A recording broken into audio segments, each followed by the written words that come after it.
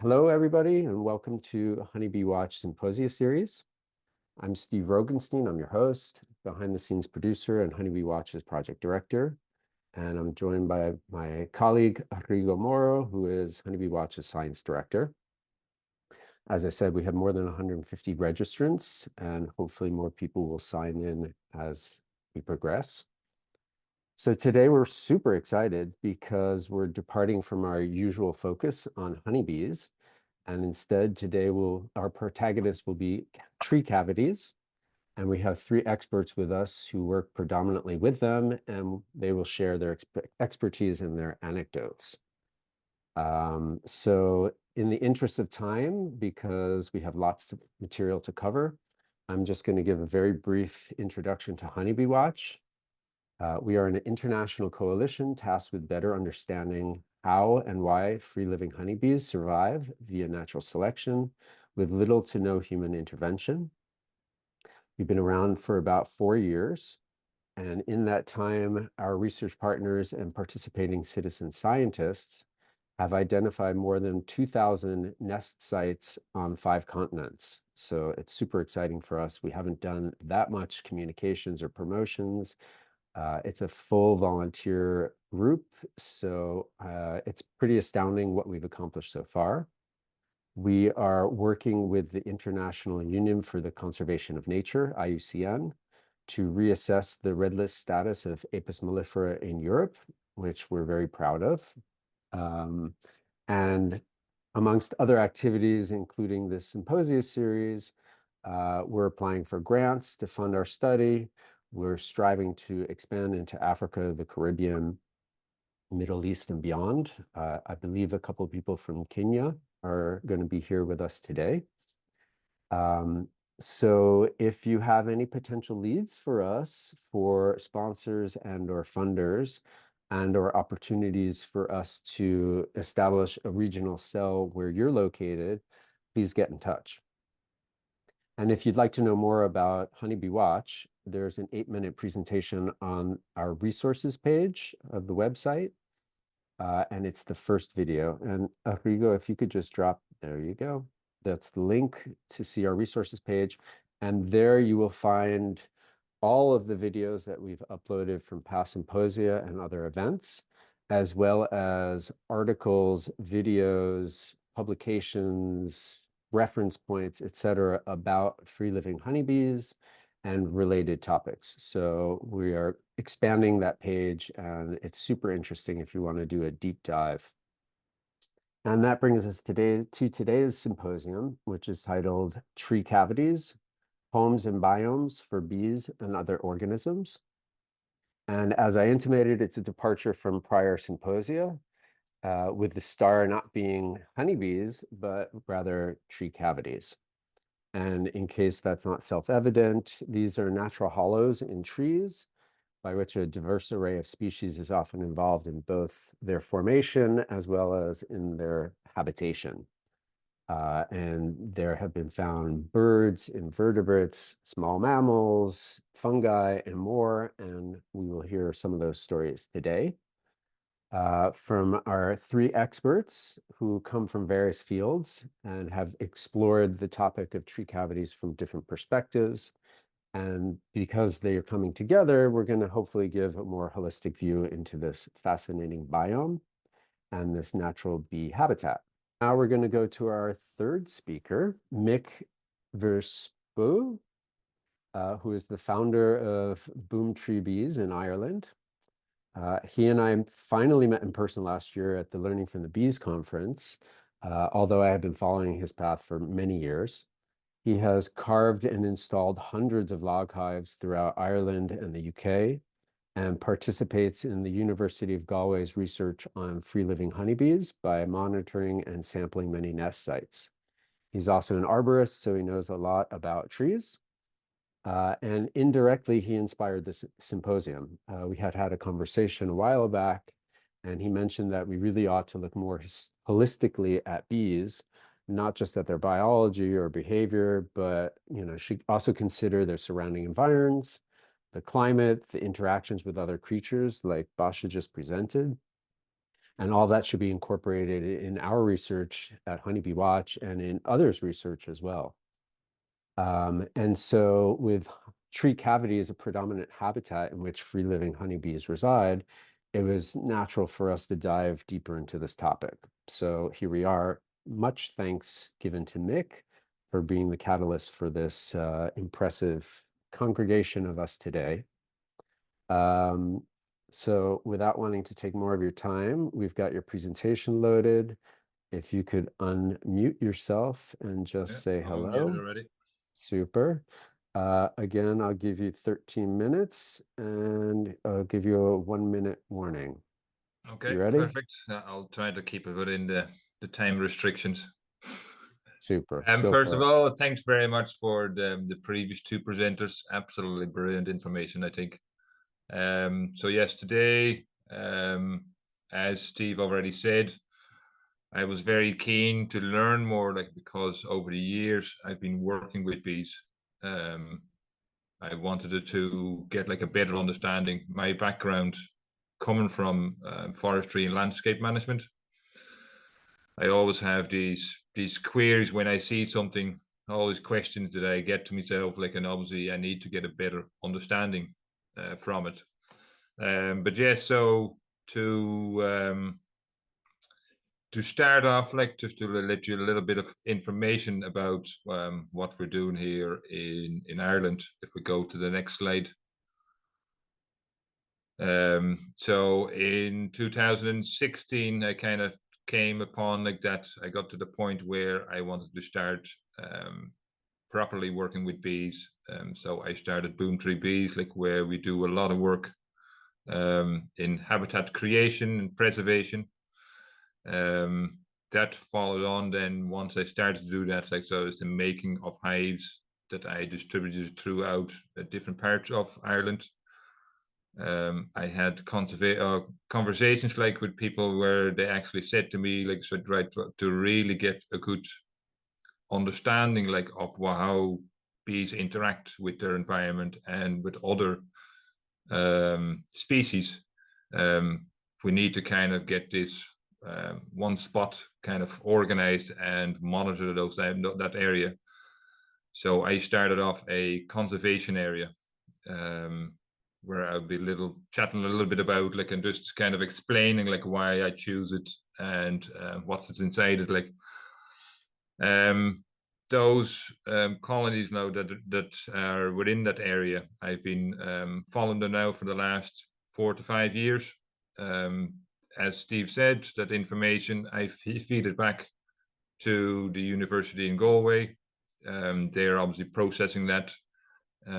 We've started in 2021 where we took samples just to get like a baseline of what we have there, what kind of bees and what kind of their health situation is. And obviously every year now I keep following these bees. If needed, like, we take more samples and send them back, like, for more analysis. I know Barbara was talking about, like, about disease loads and everything, and if there is like issues from wild bees like moving to apiaries or vice versa. I know this information has come back, but I'm not allowed. Well, I'm not sure if I'm allowed to share it yet. But hopefully soon we'll be getting some information. I don't know, maybe we could share it through the Honeybee Watch if it's allowed at some point, because there's definitely some interesting stuff in there to be discussed. If we go to the next slide. So for people like that are on here, like, why do I use log hives? Obviously, the first of all, like, the log hives, as well, in my opinion, like, it closely resembles like tree cavities. Especially in Ireland, we have big issues like with lack of suitable habitat for bees. Unfortunately, only 1% of the tree cover in Ireland is native woodland. The other 11% of the cover that is in the whole of Ireland is all short rotation plantation crops. So these trees will never get to a situation where they can provide habitat like for honeybees. So that is obviously a reason why I started it off at the time. Other reasons was like why we get less and less tree cavities as well. It's like what Kevin already spoke about, like that when people see holes like in trees and branches breaking off, like and fungus is growing out of the side of trees, that it becomes like a health and safety issue for the public. And normally what happens here, like they get removed, cut down and removed. And obviously this needs to be addressed fairly rapidly. And that's was one of the reasons why I wanted to learn more what kind of the work Kevin was doing. To be able to share this information, if there was some way like we could have a booklet or something that can be passed about, especially for government organizations, county councils, that when they see trees like that, that they don't just straight away assume like it has to be cut down, but maybe we can address that. So yes, the work that I do, everything is sustainably sourced. So all the trees that I do get, they're either fallen by the wind or they have been, unfortunately, at the moment, like still taken down like by councils. But I reuse those, repurpose those trees then as well. And I started off like with small or fairly decent cavities. Like I went with guidelines that was given by Thomas Seeley, but over the years I'm actually reducing them because I noticed there is a much better uptake and survival rate as well of smaller cavities. These are just a few little things like that I'm constantly changing. Started off like with 2 entrance holes, and by watching natural cavities, like I've gone down to just a single one. Seems to be working better as well. If you go on to the next one, next slide. So yes, here, so this is the conversation area that I have here in Donegal. So I'm based in the bottom corner of that lit up area, so which is Buncrana. All along the west side of that area, it's all sea. So it's a big loch that is nearly surrounding over half of it, over half the boundary. And I found it very important, like to pick this area because I would have less influence in of any bees that would fly into the area, because we have like a big problem with importation like of bees. I try to focus on only Apis mellifera in the area. So at the moment now we're sitting at about 70 odd colonies like within the area, and of those, like some of them obviously managed. We have beekeepers there. Like I try to work with those beekeepers constantly. If they have any issues, I would supply them with free bees, just to stop any mixing of the strain that's there. So all of these colonies, well, most of them, they have been they've been tested, and we have a certain amount of banding in it. We obviously trying to follow that. But yeah, so with that, like, and obviously I need to do lots more work over the years, monitoring, seeing what's going on, like, and what survives and what doesn't. Getting lots of interesting information, like you can see there, like in 2022, we're in that area. I had 127 swarms. Last year, I only had 27, of which only 1 was hybridized. And the ones in 2022, over a quarter of those colonies were hybridized, unfortunately. But luckily enough, dealing with some of those, and obviously reducing the risk like of more mixing, because these are all colonies that are trying to drift into the area. So I try to facilitate like certain locations like where I can trap those colonies. If we move on to the next slide. So with the project, obviously, as well, like is to get like an understanding what we have, what is there. Like we need to understand the tree cavity environment. So a bit that Kevin was on about earlier on, the processes that take place. Start protecting our veteran trees, the councils. Start talking with them, like, and obviously explain to them that we need to protect those trees. And obviously also the next generation, because see, the working with the log hives, like it's only a temporary solution in my eyes. It's obviously not something that I want to be persisting long term, because obviously we need to start looking at proper landscape management, where we start protecting what's there, and obviously work from there. That over time, like we can get like a sustainable environment where these cavities can form naturally, and obviously work well, like in the interaction, like in between bees and other insects and plants. Lastly, then obviously start planning and planting for the future. I always say that to people, like every time they would purchase one of these hives that I put out, I always say, please plant a tree as well for future generations of different bees or other wildlife. So yeah, so with that, if we go to the next slide, should we start thinking about future tree care?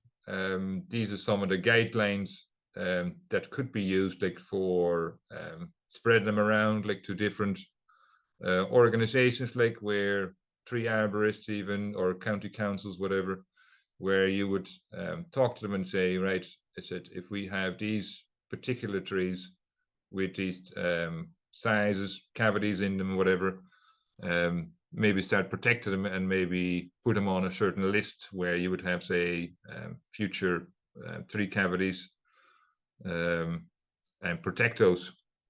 And obviously this definitely needs to be more looked into, and obviously researched and whatever. But these are just be a couple of points like where people could be looking at. But from the last like couple of years, where I've been looking at the bees like living in wild locations, either be in roofs or in tree cavities or even in chimneys, whatever. I've seen lots of little interactions like in between themselves, and obviously their local environment. If we move on to the next slide, you can see like that obviously bees, they're opportunists, like wherever they can, like they'll occupy a space. I'm obviously more interested like in the kind of the natural habitat, but because, as I said earlier on, like we have a serious lack of spaces, like the bees will take up different locations. If we move on to the next. So these observations, like where what I noticed, like where bees would be interacting like with different insects, mammals, birds, whatever. They came apparent like over the last couple of years, especially there. If you look at the bottom right, this is the same tree. So the two pictures on the bottom right there, where you have this big old beech tree, and throughout the winter months, you would have like a situation on the left-hand picture where actually mice come in, like, and they decimate the comb that's there. They eat it, all the debris left behind, like, and then in springtime, the bees obviously start to expand in the nest again and come down, and they start to build fresh new combs. I've seen that in quite a few locations now, like where this is happening. And obviously I'm wondering like if the bees are allowing the mice to come in, like, and obviously to consume, because obviously if they didn't want to, for it to happen, you would think like they would resist, like, and obviously trying to chase them out. If we go to the next slide, please. Mick, you got about a minute. Okay. So here's another one where I'm observing a colony. Like it's been living in this particular tree. It's an old willow tree for many years. It's a very small cavity. But what I've noticed now, if you look at the top of that left-hand picture, you can see where beetles have started to come into the soft wood, and they're actually drilling it out to the point where it becomes like very flaky material. The bees actually come in and after us and actually just push those pieces out. There's quite a few times now where I've spotted like large pieces of wood that was pushed out of the hive by the bees, and where they actually then extended new comb into those areas. Another one as well, slow cleaning, where you would have trees in the cavity and the bees seem to be completely polishing. You can see it in there in that middle picture. They're polishing off all the kind of wet material in the bottom of the hive, and they're completely drying it up.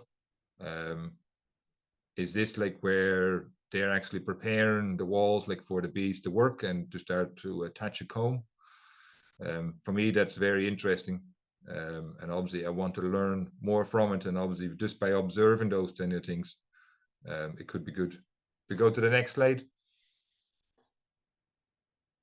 And here's a few, just lastly, like where I've noticed, like if you start to pay attention like to the local environment, I can see how the climate works, how the bees react to it. Very interesting one, like I started really noticing that last year, is where a large amount of drones were getting dumped throughout the season. Say early March, the first drones would come out. By April, you'll see them getting dumped. It would happen again in May and June, and it all turned out like these bees were already anticipating the bad weather, and getting rid of these hungry mouths to feed, because then in June time the weather was so bad, it was absolutely shocking, and there was no swarming at all, like really last year. So yeah, those are just a few little things, like, and obviously this will be available. So if we go to the last slide. Thank you very much for listening, and hopefully we'll listen a bit more to the bees as well. Thank you very much. Thank you, Mick. Once again, great information, and I think it really sets the stage for the next portion, which is the panel discussion. But what I really loved is the progression of starting with Kevin about the tree cavities and setting the stage for this biome, Basha with who else lives with it within that cavity, and then you talking about the bees and the observations, and really talking about the future too, because I think it's really important that we think about how to protect the veteran trees and protect these tree cavities, because as we've seen, lots of organisms use them as their homes, and they're very important as ecosystems.